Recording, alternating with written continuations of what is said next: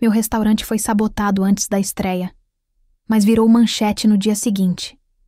Meu nome é Flávia, e tudo o que eu queria era um lugar onde a comida tivesse alma. Estava parada na frente do pequeno imóvel no centro histórico de Tiradentes, segurando as chaves na mão trêmula. As pedras portuguesas sob meus pés pareciam contar histórias de séculos, e eu estava prestes a adicionar a minha própria história àquelas paredes coloniais. Depois de 3 anos economizando cada centavo do meu salário como analista financeira, em Belo Horizonte, depois de noites inteiras estudando gastronomia enquanto meus colegas saíam para beber, finalmente estava ali. O cheiro de pão fresco da padaria vizinha misturava-se com o aroma de café que vinha da esquina. Era exatamente como eu imaginava quando fechava os olhos no meu apartamento apertado da capital, sonhando com este momento. As receitas da vovó Helena dançavam na minha cabeça. O frango com quiabo que derretia na boca, a pamonha doce que ela fazia nos domingos, o pão de açúcar temperado com sua pitada secreta de canela. Vai entrar ou vai ficar aí plantada? Como o pé de manjericão? A voz rouca me tirou do devaneio. Uma senhora de cabelos grisalhos espiava pela janela da casa ao lado, os braços cruzados sobre o peitoril. Seus olhos curiosos me avaliavam de cima a baixo, mas havia algo maternal naquele olhar inquisidor. Desculpe, eu sou a Flávia.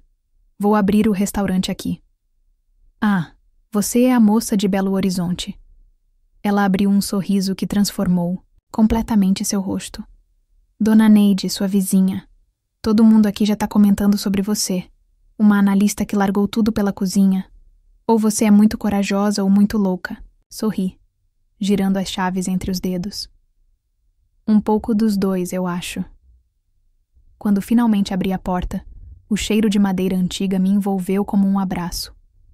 A sala principal era pequena, mas aconchegante, com vigas de madeira escura no teto e janelas que davam vista para a rua de paralelepípedos. Podia ver perfeitamente como seria. Mesas de madeira rústica, luminárias pendentes dando uma luz dourada, as panelas de barro da vovó decorando as prateleiras. Caminhei até a cozinha, meu verdadeiro santuário. O fogão industrial que havia comprado usado estava no centro, cercado por bancadas que eu mesma havia planejado. Passei a mão pela superfície fria do metal, imaginando o barulho da cebola, refogando, o aroma do alho dourado, o chiado da carne na panela quente. Vovó? Consegui, murmurei para o vazio, sentindo uma pontada no peito. Helena havia morrido 2 anos antes, mas foi ela quem plantou essa semente louca na minha cabeça. Menina, comida sem amor é só combustível, ela sempre dizia, mexendo suas panelas com a mesma devoção de quem reza. Mas comida feita com carinho, essa cura a alma. Meu telefone vibrou. Era Sandra, minha ex-chefe. Flávia, mudou de ideia? A vaga ainda está em aberto. Esse negócio de restaurante é muito arriscado. Desliguei sem responder. Riscos faziam parte da receita. Sem risco, não há sabor. Passei o resto da tarde organizando os últimos detalhes. As cadeiras chegaram atrasadas, mas estavam perfeitas. O cardápio estava finalizado. Uma mistura cuidadosa entre tradição mineira e toques contemporâneos que eu havia aprendido nos meus cursos noturnos. Cada prato tinha uma história, uma memória, um pedaço da minha alma. Quando o sol começou a se pôr, pintando as montanhas ao redor de Tiradentes com tons dourados, me sentei na soleira da porta. Amanhã seria o grande dia. A inauguração oficial do tempero da Helena, o nome que escolhi em homenagem à mulher que me ensinou que cozinhar é um ato de resistência, de preservação de memórias, de amor puro. Vicente, o jovem padeiro da esquina, passou carregando uma caixa de pães. Acenou timidamente. Havíamos conversado algumas vezes durante as semanas de preparação. Havia algo em seus olhos que reconhecia, uma mistura de determinação e medo que eu via no espelho todas as manhãs. Boa sorte amanhã, Flávia, ele gritou de longe.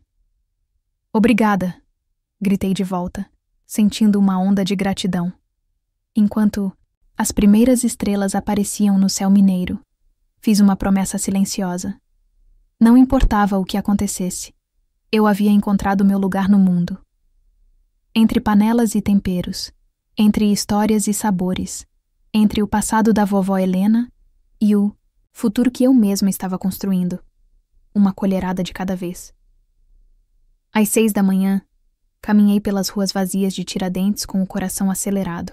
O ar fresco da montanha enchia meus pulmões, e cada passo nas pedras portuguesas ecoava como uma contagem regressiva para o momento mais importante da minha vida.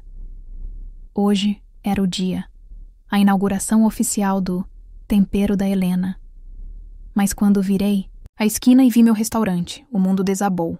A porta estava escancarada, balançando no vento como um lamento. Vidros estilhaçados espalhavam-se pela calçada, refletindo a luz dourada do sol nascente em milhares de fragmentos cortantes. Era como se cada caco representasse um pedaço do meu sonho despedaçado. Não, não, não. Minha voz saiu em sussurro, depois em grito. Não! Corri para dentro, tropeçando nos destroços. O que vi me deixou sem ar.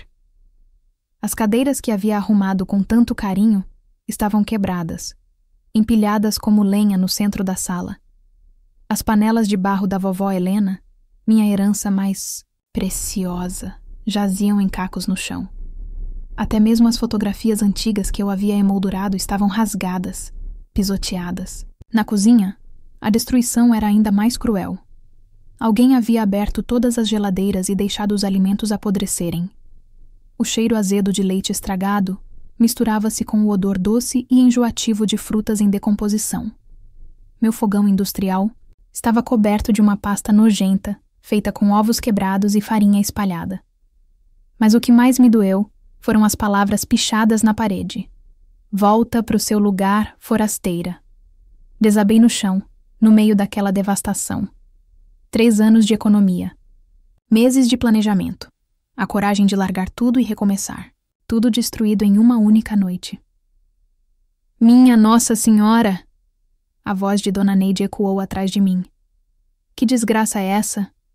Virei-me, ainda no chão, enxugando as lágrimas que nem sabia que estavam caindo. Ela estava na porta, com as mãos na cintura, o rosto vermelho de indignação. Não sei quem fez isso, murmurei. Não entendo. Por quê? Porque tem gente nessa cidade que não gosta de mudança, ela disse, pisando cuidadosamente entre os cacos. Gente que se acha dona de tudo. Vicente apareceu atrás dela, ofegante. Devia ter corrido da padaria ao ver a movimentação. Cara, Flávia. Ele parou na entrada, chocado. Isso foi de propósito. Ninguém faz uma bagunça assim, por acaso. Claro que foi de propósito, Dona Neide bufou. E eu aposto que sei quem foi. Quem? Perguntei, me levantando devagar. Ela hesitou, trocando um olhar significativo com Vicente. A Silvia Bernardes, dona do Fazenda.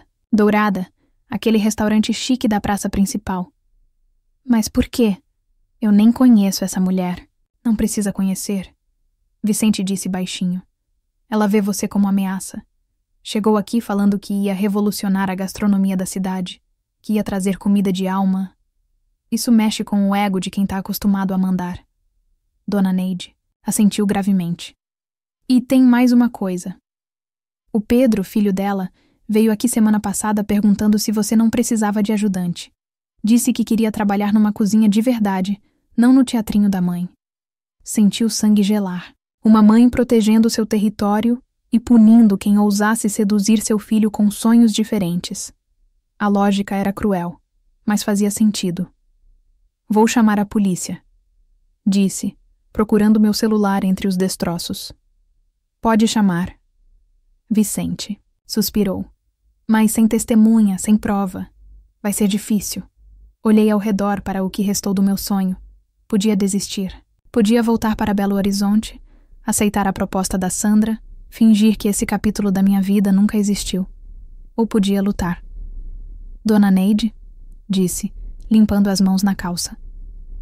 A senhora conhece todo mundo nessa cidade. Não, é?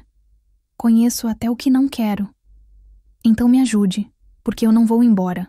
Vou reconstruir esse lugar e vou inaugurar ainda essa semana. O sorriso que se espalhou no rosto da senhora Foi a primeira luz de esperança que vi naquela manhã devastadora. 3 dias depois da destruição, meu restaurante parecia um formigueiro. Dona Neide havia cumprido sua palavra. Conhecia todo mundo mesmo. A cidade inteira parecia ter tomado partido. E, para minha surpresa, a maioria estava do meu lado. "Flávia, trouxe mais tinta", gritou seu Antônio, o ferreiro da rua de baixo, carregando 2 baldes. "E o menino aqui tem jeito com pincel." Pedro apareceu atrás dele, tímido, evitando meu olhar. O filho de Silvia Bernardes tinha 17 anos, cabelo desgrenhado e mãos manchadas de massa de pão.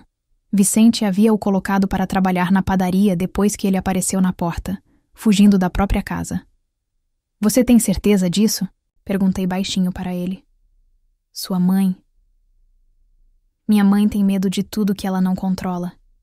Pedro me interrompeu, pela primeira vez me encarando diretamente. "Mas eu não quero passar a vida inteira servindo comida sem alma para turista rico. Quero aprender de verdade." Vicente apareceu carregando uma caixa de utensílios emprestados. "O garoto tem talento. Ontem fez um pão doce que parecia coisa da vovó dele. Receita da sua bisavó Joaquina." Pedro sorriu pela primeira vez. "Minha mãe proibiu de fazer lá em casa. Diz que é coisa de gente simples." Senti o coração apertar. Mais uma alma sufocada pela necessidade de aparentar status. Durante a manhã continuamos trabalhando. Dona Neide coordenava as doações como uma general de guerra. Panelas emprestadas da vizinha, pratos que sobraram de casamentos, cadeiras de plástico que servem por enquanto.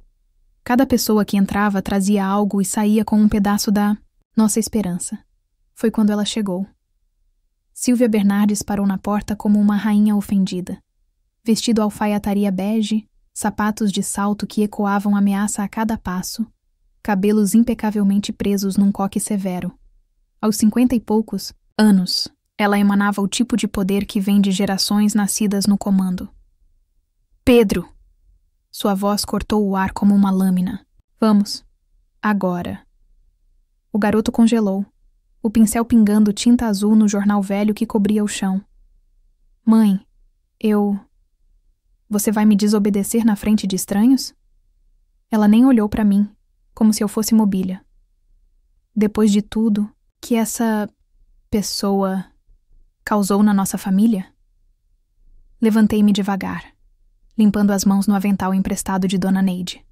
Era chegada a hora do confronto.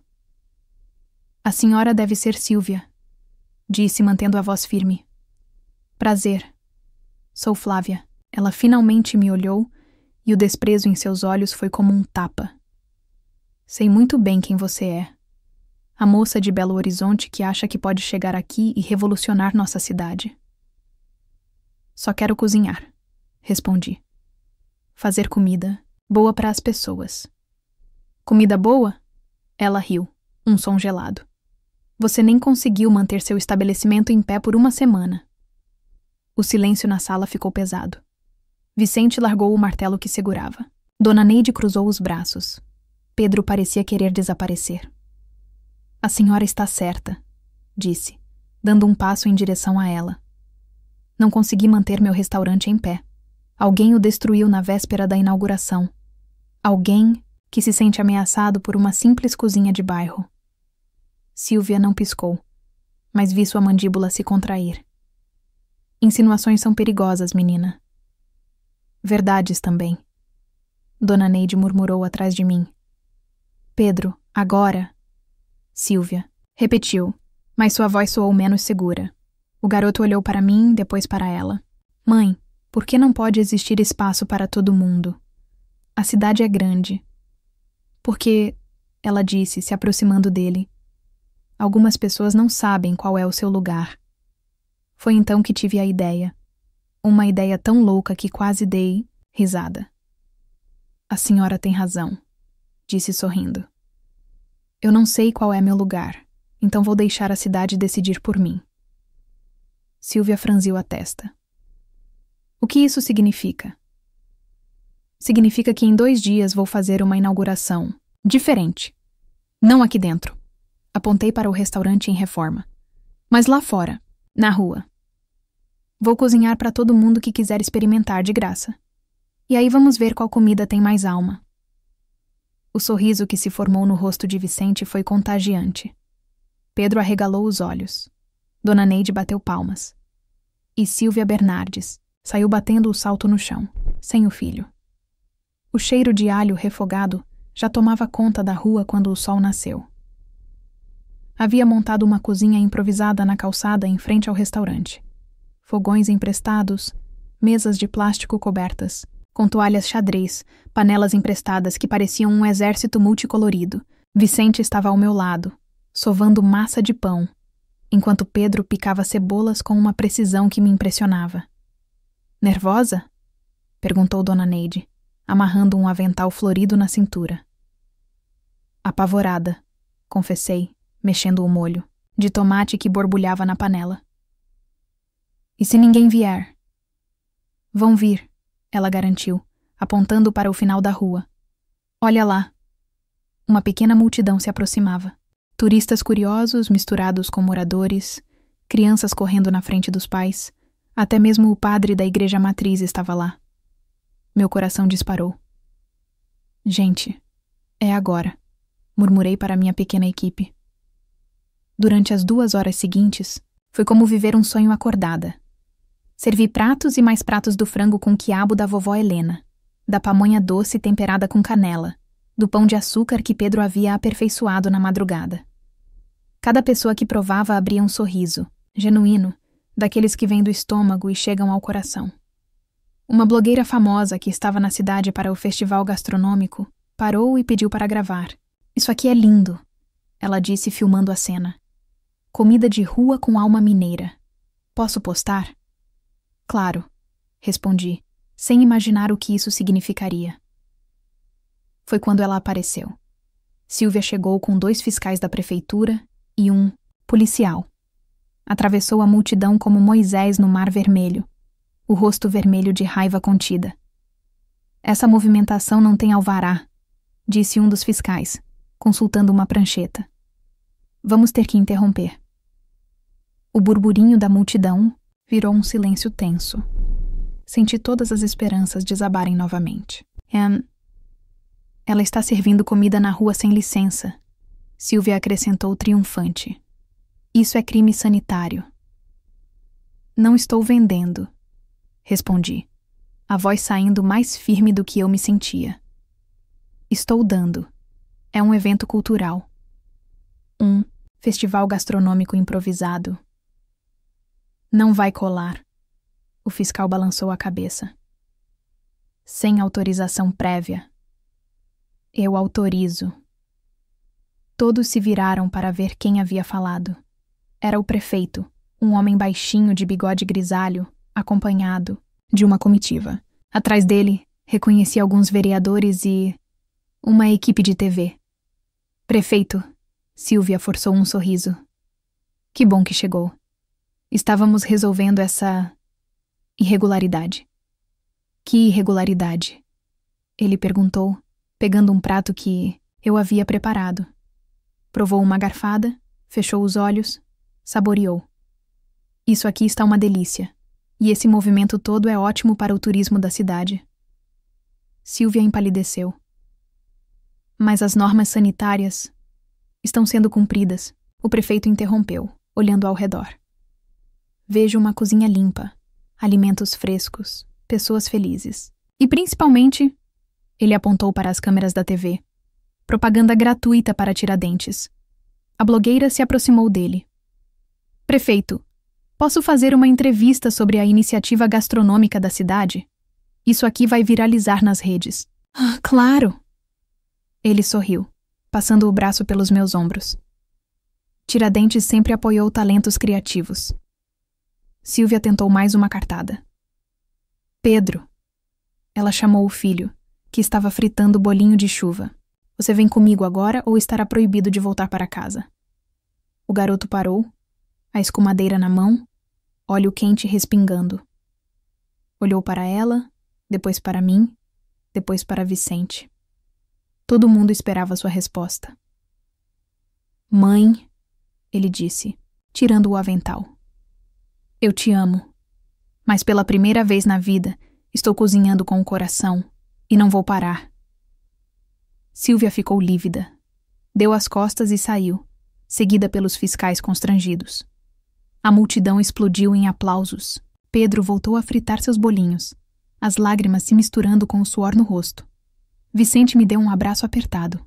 Dona Neide gritou: "Isso é que é vitória, menina!" E eu, no meio daquele caos maravilhoso, entendi que havia encontrado mais do que um lugar para meu restaurante. Havia encontrado uma família.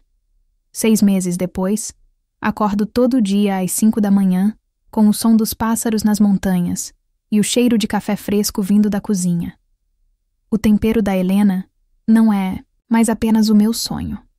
Virou o coração pulsante de uma pequena revolução gastronômica em Tiradentes. A matéria da blogueira realmente viralizou.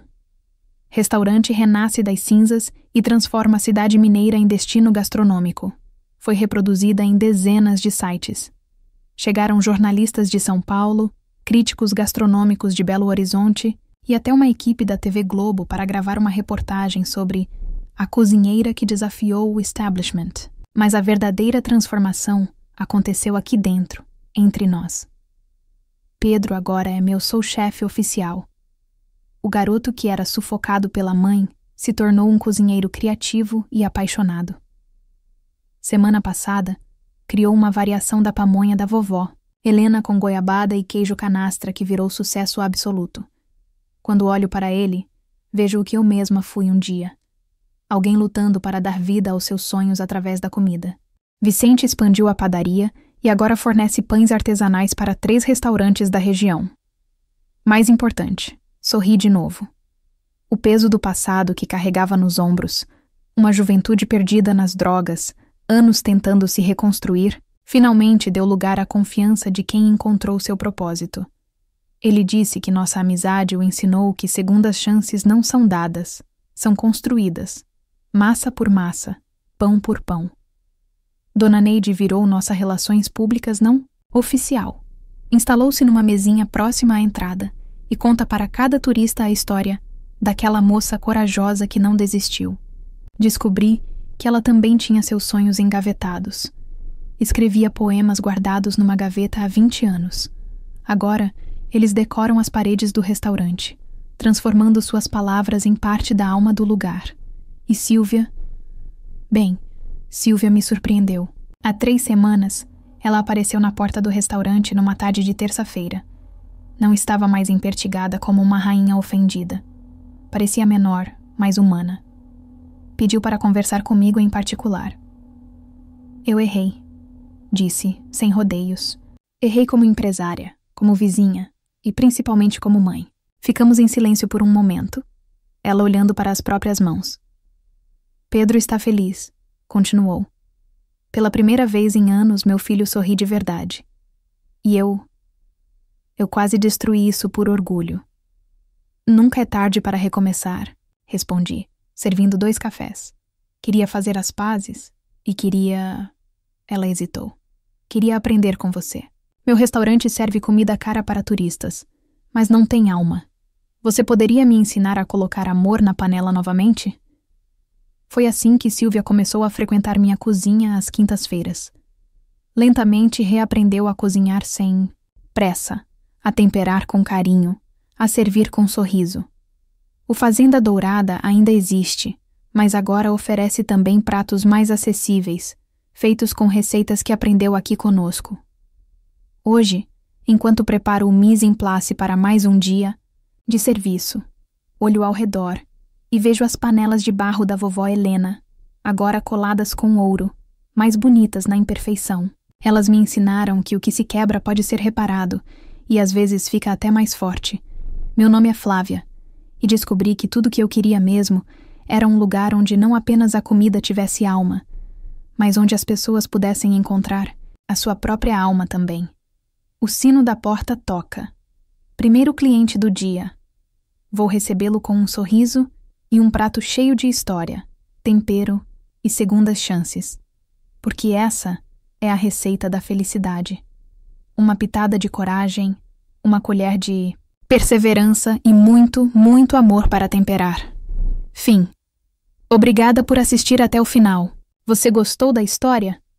Deixe um comentário. Quero saber o que você achou. Não se esqueça de deixar seu like e se inscrever agora para receber mais relatos emocionantes que você não vai querer perder. Ative o sino para ser notificado sempre que um novo vídeo for lançado. Vejo você na próxima história. Muito obrigada.